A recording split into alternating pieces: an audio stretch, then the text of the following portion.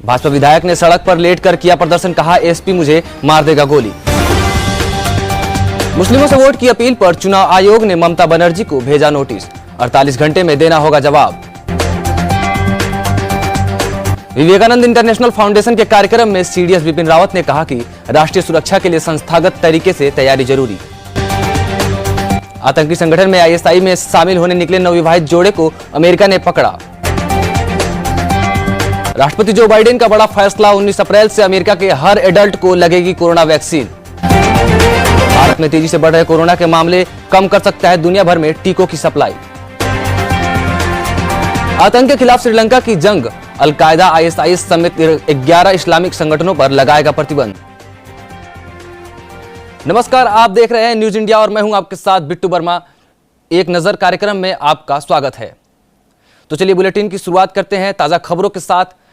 कड़ी सुरक्षा के बीच हत्यारोपी विधायक मुख्तार अंसारी को सुबह 4:30 बजे बांदा जेल लाया गया। बांदा जेल की barrack number 16 mafia don Mukhtar Ansari का नया ठिकाना बना है। जेल की बैरक में सीसीटीवी कैमरे भी लगाए जा चुके हैं। बता दें कि मुख्तार अंसारी उत्तर प्रदेश का बाहुबली विधायक कहा जाता था, लेकिन उत्तर प्रदेश की योगी सरकार के शासन में गुंडे या तो अपराध छोड़ दिए या राज्य छोड़कर भाग गए। योगी के शासन में गुंडा राज नहीं चलेगा। मुख्तार अंसारी पर 18 हत्याओं का आरोप है। उत्तर प्रदेश में योगी सरकार के आते ही यूपी के डॉन माफिया मुख्तार अंसारी बांदा की जेल में स्वास्थ्य खराब होने का नाटक करके पंजाब के रोपड़ जेल भाग गया था और काफी लंबे समय से पंजाब की रोपड़ जेल में आराम से ऐश कर रहा था, लेकिन अब फिर से बांदा जेल पहुंच चुका है। मुख्तार की पत्नी शिफ्टिंग के दौरान सुरक्षा को लेकर सुप्रीम कोर्ट में याचिका भी दाखिल की है, जिसके बाद बुधवार से बांदा जेल की सुरक्षा बढ़ाई गई है। पहली बार जेल की निगरानी ड्रोन से होगी। मुख्तार अंसारी की बैरक से सीसीटीवी भी लगाए गए हैं। जेल और बैरक की निगरानी लखनऊ से की जाएगी। डीएम आवास पर भाजपा विधायक ने लेटकर धरना प्रदर्शन किया और एसपी पर पीटने का और कपड़ा फाड़ने का आरोप लगाया। मतदाता सूची में गड़बड़ी का आरोप लगाकर रानीगंज के विधायक अभय कुमार बुधवार को डीएम के कैंप कार्यालय में धरने पर बैठ गए। उनका कहना था कि एसपी ने उनकी पिटाई की है, जिससे उनके कपड़े फट गए। बाद में विधायक डीएम आवास के बाहर सड़क पर लेट गए। डॉक्टर नितिन बंसल ने उन्हें जांच का भरोसा दिलाया, तब जाकर मामला शांत हुआ। विधायक धीरज बुधवार को दोपहर में अपने समर्थकों के साथ डीएम कैंप कार्यालय पहुंचे, जिसमें डीएम की गैर मौजूदगी में वह अपने चैम्बर पर धरने पर बैठ गए। विधायक के धरने पर बैठने की जानकारी होते ही डीएम और एसपी आकाश तोमर कैंप कार्यालय पहुंचे और विधायक से धरने पर बैठने का कारण पूछने लगे। उन्होंने बताया कि एसपी बहुत खतरनाक हैं, मुझे गोली मार देगा।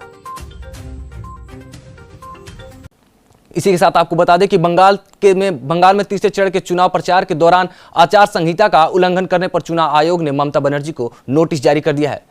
विभाग ने ममता से 48 घंटे में लिखित जवाब दाखिल करने के लिए कहा है। इसे लेकर टीएमसी के लीडर महुआ मोइत्रा ने सवाल खड़े करते हुए कहा कि बीजेपी के उम्मीदवार की तरफ से कैश बांटने का वीडियो सबूत के तौर पर पेश किया गया था, लेकिन उस पर चुनाव आयोग ने ध्यान नहीं दिया।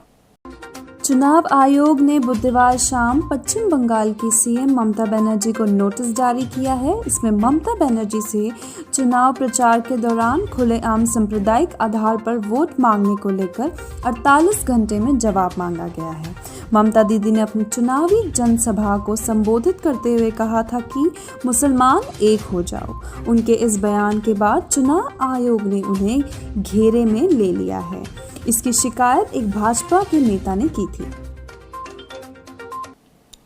इस मामले में हमारे साथ जुड़ चुकी है हमारी संवाददाता इंदु राठौड़, जो कि इस समय बंगाल में मौजूद है। वो हमें बताएंगे कि क्या कुछ हालात है वहां के। जी इंदु। जी बिट्टू, जैसा कि हमें जानकारी मिली है, ममता बनर्जी ने चुनावी रैली में कहा था कि मुसलमानों एक हो जाओ, जिसके बाद हम ये कह सकते हैं ममता बनर्जी तुष्टीकरण की राजनीति कर रही है। साफ तौर पर देखा जा सकता है कि ममता बनर्जी का पूरा फोकस एक तरफ है। आपको बता दें कि इसके ऊपर बीजेपी नेता ने चुनाव आयोग में शिकायत दर्ज की है, जिसके बाद ममता बनर्जी को नोटिस दिया गया था।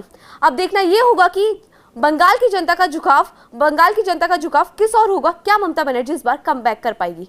मैं इंदु कंवर, कैमरामैन आयुष पारी के साथ। जी बहुत बहुत धन्यवाद आपका।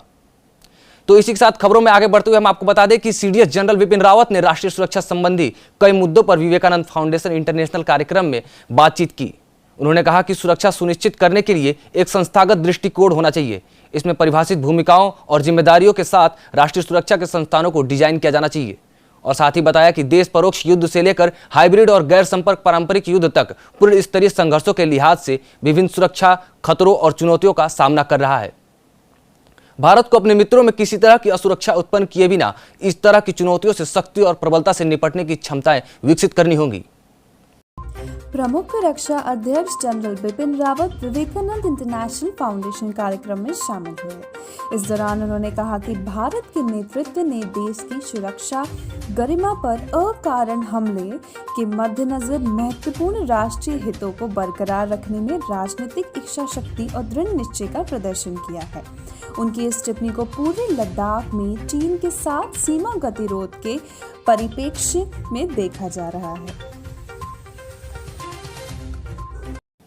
इसी के साथ आपको बता दें कि एक नवविवाहित दंपत्ति के खौफनाक इरादे आप जानकर हैरान रह जाएंगे। अमेरिका के खिलाफ हमले की योजना को अंजाम देने के लिए ये पति पत्नी आतंकी संगठन इस्लामिक स्टेट में शामिल होने जा रहे थे, जिन्हें न्यूयॉर्क शहर के पास एक बंदरगाह पर गिरफ्तार कर लिया गया है। वो एक मालवाहक जहाज पर चढ़ने की कोशिश कर रहे थे, जहां उन्हें पकड़ लिया गया।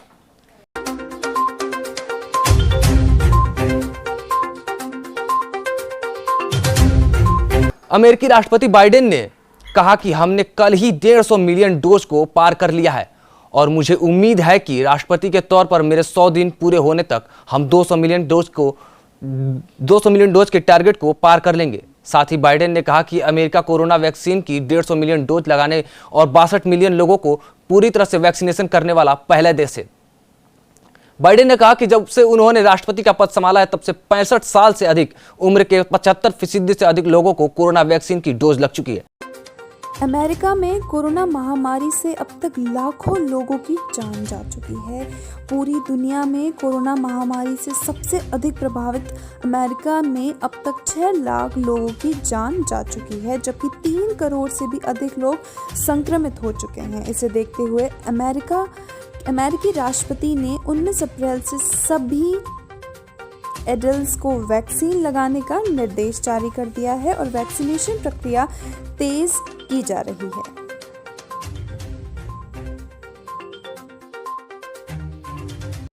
कोरोना को लेकर एक बड़ी खबर सामने आ रही है कि आपको बता दें, दुनिया के सबसे बड़े वैक्सीन निर्माता सीरम इंस्टीट्यूट ऑफ इंडिया ने ऑक्सफोर्ड यूनिवर्सिटी और एस्ट्राजेनेका के साथ एक डील साइन की थी, जिसके तहत भारत 92 गरीब देशों के लिए वैक्सीन का निर्माण करेगा।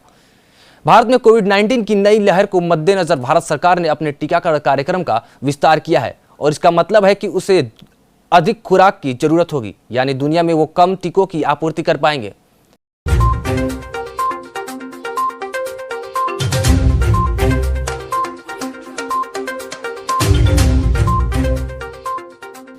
श्रीलंका ने इस्लामिक स्टेट ISIS और अलकायदा समेत 11 इस्लामिक कट्टरपंथी संगठनों पर पाबंदी लगाने का निर्णय किया है।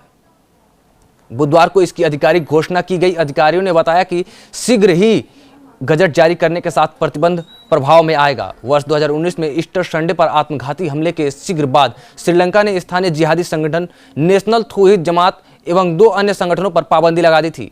इस हमले में 270 लोगों की जान चली गई थी। मरने वालों में 11 भारतीय नागरिक भी शामिल थे। 21 अप्रैल 2019 को ईस्टर रविवार के मौके पर श्रीलंका के 3 चर्च और राजधानी कोलंबो के 3 होटल को आतंकियों ने बम से उड़ा दिया। जिन 6 को निशाना बनाया गया उसमें कोलंबो की सेंट एंथोनीज चर्च, नेगोम्बो की वेस्टर्न कोस्टल टाउन स्थित सेबस्टियंस चर्च और ईस्टर्न टाउन की बेट्टिक्लोवा चर्च शामिल थे। वहीं जिन 3 5 स्टार होटल्स को आतंकियों ने निशाना बनाया उसमें होटल संग्रीला, द सिनेमॉन ग्रैंड और द किंग्सबेरी शामिल थे। दोपहर के समय एक आवासीय परिसर, एक गेस्ट हाउस को भी निशाना बनाया गया। एक नजर बुलेटिन में फिलहाल इतना ही। खबरें लगातार जारी हैं, देखते रहिए न्यूज इंडिया।